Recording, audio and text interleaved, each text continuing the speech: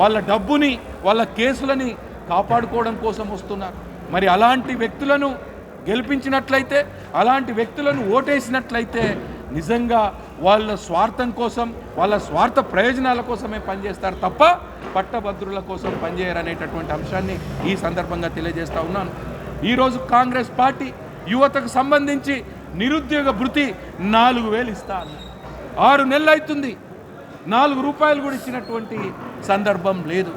అదేవిధంగా youth commission ఏర్పాటు చేసి యువకులకు 10 లక్షలు వడ్డీ లేని రుణాలు ఇస్తామని చెప్పింది కాంగ్రెస్ పార్టీ.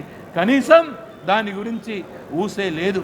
ఒకటా రెండా అన్ని హామీలలో రైతులకు ఇచ్చినటువంటి హామీలు, మహిళలకు ఇచ్చినటువంటి హామీలు, యువకులకు ఇచ్చినటువంటి హామీలు, పట్టభద్రులకు ఇచ్చినటువంటి హామీలలో చాలా ఘోరంగా కాంగ్రెస్ పార్టీ విఫలమైంది.